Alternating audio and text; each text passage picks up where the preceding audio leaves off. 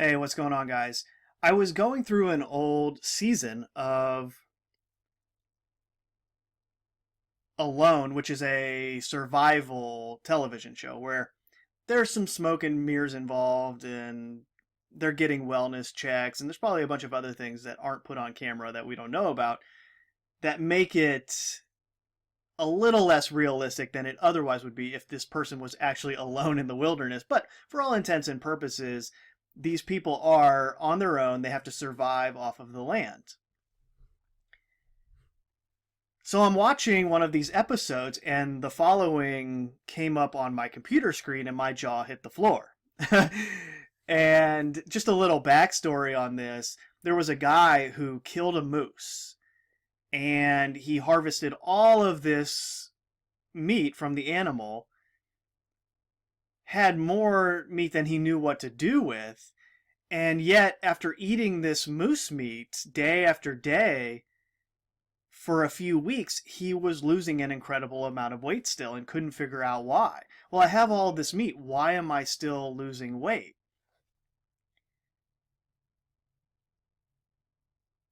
And that's when this came up on the screen. Fat helps store energy and protects organs. Low fat diets force the body to consume itself for nutrients. And what they were saying was the meat of the moose is very lean and there's almost no fat in it. So this guy was still effectively starving even though he was eating meat because he wasn't getting enough fat.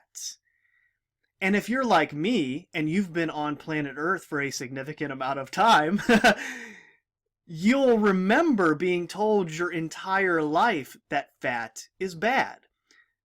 Low-fat diets were a fad for a very long time and probably still are. I don't know, I don't pay attention to that world, but I assume that that is still the mentality of the majority of people. Oh, I need to avoid fat in order to be healthy, in order to lose weight. And it's a little bit of a psychological trick that's being played on people because they call the actual deposits in your body fat. And then it makes sense intuitively to avoid fat because that's what you think is adding the thing called fat to your body, but that's not how it works, right? What they call fat in your body is just a deposit of things the body can't use that it's storing for later. But that isn't the same thing that you're consuming when it's called fats. Those are different things.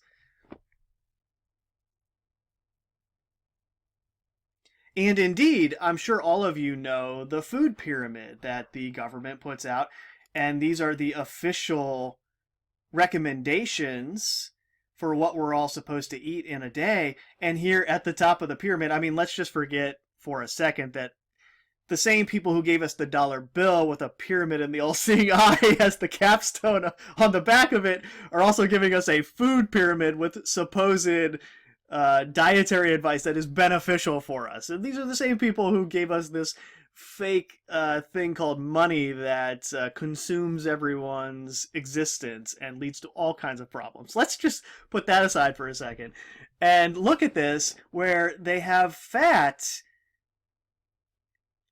on the top of the pyramid and they say use sparingly. Meanwhile, this television show is saying to you, oh no, actually, if you don't get enough fat, your body begins to consume itself. And indeed, it will go after things that you need, your organs and everything else that goes along with the functioning of your body.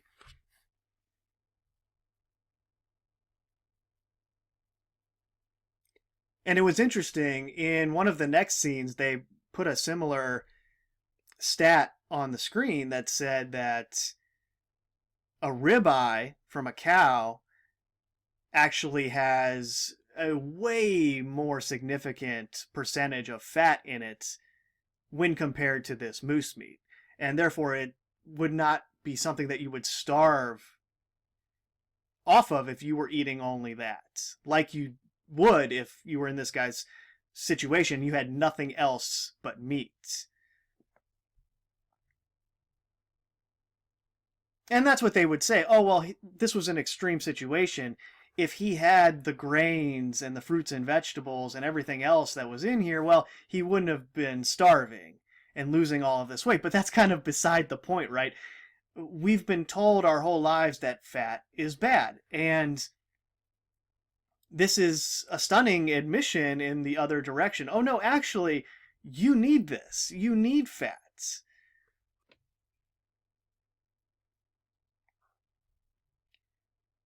And even the mainstream publications are picking up on this. Low-fat diet advice was based on undercooked science. Damning report says the 1977 dietary goals for the United States should never have been introduced. And this is from The Verge, which is a mainstream publication. For decades, the accepted dietary wisdom has been to eat a low-fat diet, minimizing the intake of saturated fat in particular.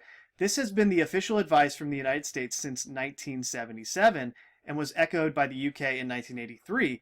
But a new study published today questions the scientific validity of both sets of fat-restricting advice.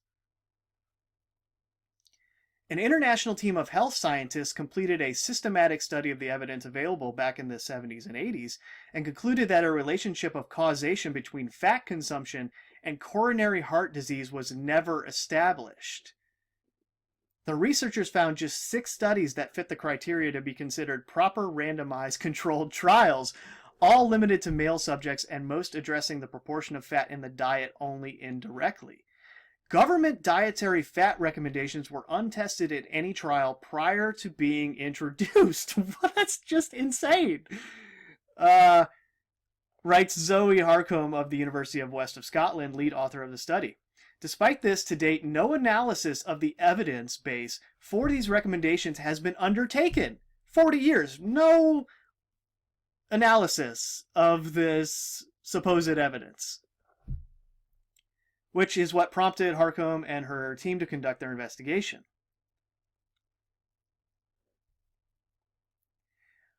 From among the data on various diet types that was available, there was no differences in the number of deaths from all causes and no statistically significant changes in death from cardiovascular disease. Eating less fat was not shown to improve a person's health, even where changes in diet led to a reduction in blood cholesterol levels. It seems incomprehensible that dietary advice was introduced for 220 million Americans and 56 million UK citizens, given the contrary results from a small number of unhealthy men, comments Harcombe. At the time of issuing the original 1977 dietary goals for the United States, better known as the McGovern Report, the Senate Committee's lead nutritionist, Dr. Hegsted of Harvard University, doctor from Harvard, well, we can't disagree with a doctor from Harvard, right? Admitted that the evidence base was for the advice.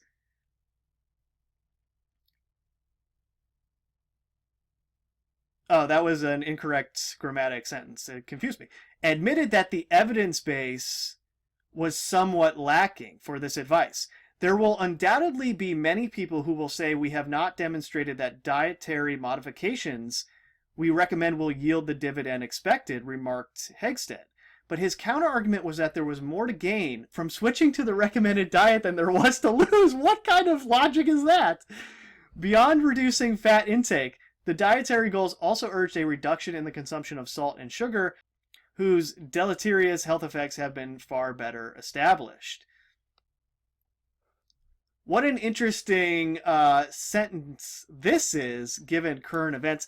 And I should mention, I hope you're using your pattern recognition skills as I go through this to see what this relates to that is going on in current events. Wink, wink, nod, nod. But his counterargument was that there was more to gain from switching to the recommended diet than there was to lose. In other words, oh hey, this is some flimsy evidence we have here, but because we say so and we're doctors, trust us, there's more to gain from switching to this low-fat diet than there is to lose. We should just do it. It's for your own benefit. It's for the public health.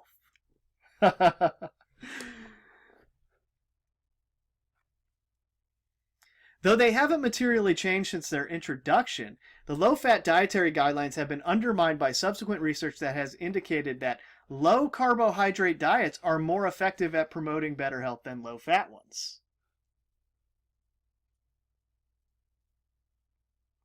The long-standing advice to increase the consumption of carbohydrates as a way to offset the reduction in fat may now be proving Dr. Hegsted's assertion wrong. There could well be downsides to embracing the McGovern report's full recommendations. The conclusion of the Harcombe study is stark and unequivocal. The present review concludes that dietary advice not merely needs review, it should not have been introduced. It's remarkable that it's taken this long for a detailed analysis of the McGovern Committee's evidence to have been conducted, given that it was questioned right from the beginning. Without the necessary scientific rigor at the time or later evidence to support the original guidelines, the McGovern Committee's efforts now appear well-intentioned but ultimately misguided. Moving on, this is from The Hill, as mainstream as the mainstream gets.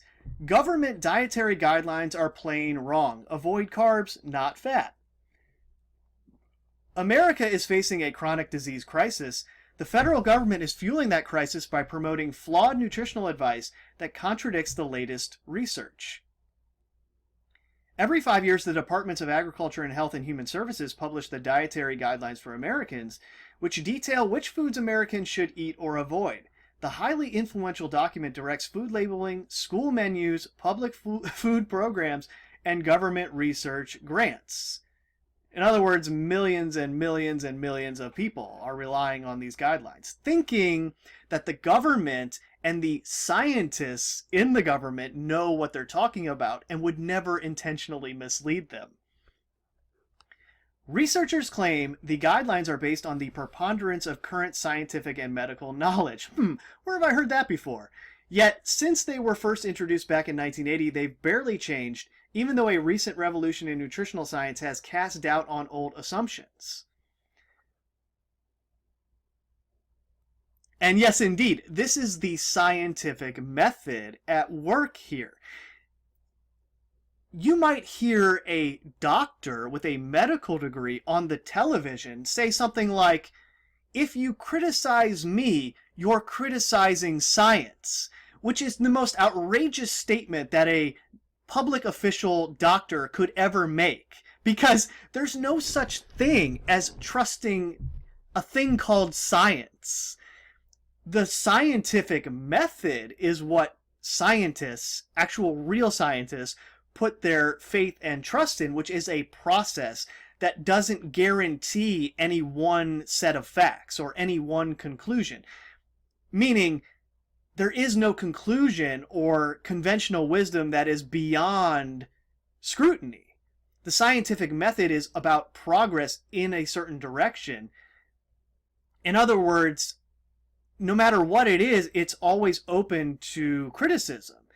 That is the design of the so-called peer review process, and that has been corrupted, and I don't want to get into that right now, but in theory, the idea is, well, hey, no matter how much we view this as conventional wisdom, as an established fact, if someone comes along and they have an idea that might contradict that, well, they should be free to pursue that idea, do the research, do the experiments, and see if their idea holds any weight. And we will review that after they do it.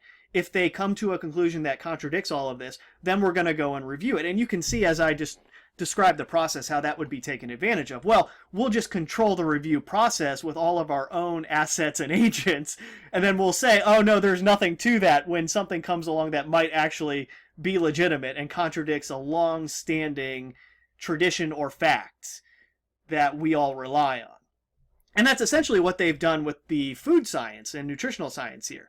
Even though there's all this new evidence that's come about in the past 10, 15, 20 years regarding how bad carbohydrates are for our bodies, and therefore the entire food pyramid, the base of it should not be carbohydrates and refined grains of any kind. And that doesn't even get into the fact that all non-organic, and probably even the organic modern wheat, is to a certain extent sprayed with glyphosate as a part of the harvesting process. So all of the wheat is contaminated with Roundup, and that is probably what is leading to the epidemic of celiac disease and other people that have gluten intolerances.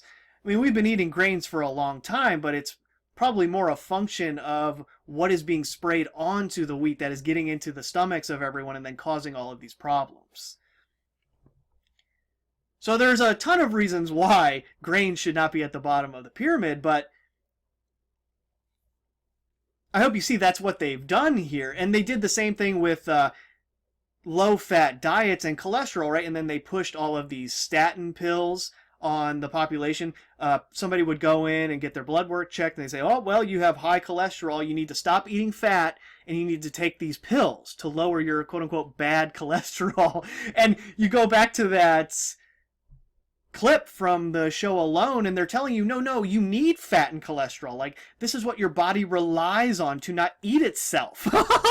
And, they make that admission. And then on the other hand, you have quote-unquote doctors with medical degrees and nutritional degrees, PhDs, who are saying, oh, no, you need to avoid fat. And then you go into grocery stores, and there are entire aisles of products that say low fat, fat-free. And of course, whether or not those products actually use real fat would be irrelevant. Potato chips aren't good for you no matter which way you slice it. The proverbial potato, that is. But in the past, fried foods were fried with lard or butter, or even movie theaters used to use coconut oil to pop their popcorn, which is much healthier than the rancid vegetable oils that have been promoted as a part of this low-fat revolution in dietary advice that has been taking place since, as they go over here, the 1970s and 80s. So to sum up the pattern recognition here, there is no such thing as trusting the science. Anyone that tells you to trust science is trying to mislead you, because there is nothing to trust. We're talking about a process, an intellectual process of discovery here in its actual real form. We're not talking about something that is stated and then is beyond criticism. That's outrageous. And so any public official that goes on television and tells you, oh, just trust the science, and oh, by the way, if you criticize me, you're criticizing science, which means you're not an intellectual and you don't have the ability to even be in this conversation. That's the implication, right? Oh, just trust us. You're not smart enough to know. So anybody who does that and says something like that should be fired on the spot, because they are not an actual scientist, or a doctor for that matter. So I'll just leave it there. I've gone on long enough, but let's end this by saying, trust the science? No, I don't think so. Later.